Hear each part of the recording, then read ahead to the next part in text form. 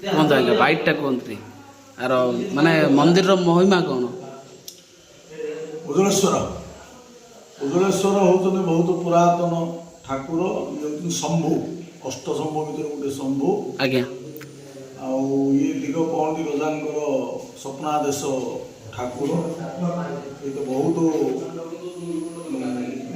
ଏତେ ମାନେ ଶକ୍ତି ପୀଠ, ଯିଏ ଯାହା ମନାସିବ ତାର ପୁରା ମନାସ ତାର ପୂର୍ଣ୍ଣ ହେଇଛି। ଦୂର ଦୂରାନ୍ତର ଲୋକ ମଧ୍ୟ ବହୁତ ଏଇଠି ଉଦଳେଶ୍ୱର ଆସୁଛନ୍ତି। ପ୍ରତ୍ୟେକ 3 ବର୍ଷରେ ଥରେ ଏଠି ମହାଯଜ୍ଞ, ରାମ ତାରକ ମହାଯଜ୍ଞ ହେଉଛି।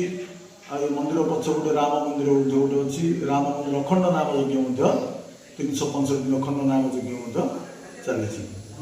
ବହୁତ ପୁରାତନ ମନ୍ଦିର, ଠାକୁରଙ୍କର ବହୁତ ମହିମା ଅଛି। ଯିଏ ଯାହା ମନାସିଛି ପାଇଛନ୍ତି। ବହୁତ ପୁରାତନ ମନ୍ଦିର, ଆଉ ତ ଅତି ସୁନ୍ଦର ଠାକୁର। ଏମିତି ଶକ୍ତିପୀଠ କୋଉଠି ଦେଖିବ, ସୁନ୍ଦର। ପାଖକୁ ଯାଇ ଦେଖିବ ବୋଲେ ଲିଙ୍ଗଟା ଏତେ ସୁନ୍ଦର, ମାନେ ତମେ ପୁରା ମୋହିତ ହେଇଯିବ। ବହୁତ ପାୱାରଫୁଲ, ମାନେ ଗଡ଼। ଭାବ ଯେତିକି ପୁଣ୍ୟ ସେତିକି, ମାନେ ବିଶିଷ୍ଟ ଅନ୍ୟତମ ଲିଙ୍ଗ ଭାବରେ ପରିଚିତ ଉଜ୍ଜଳେଶ୍ୱର ସାରା ଗଙ୍ଗାବରେ ପ୍ରସିଦ୍ଧ ଆଉ ଉଦଳେଶ୍ୱର। ବିବରଣୀ ଦେଇଥିବାରୁ ବହୁତ ବହୁତ ଧନ୍ୟବାଦ।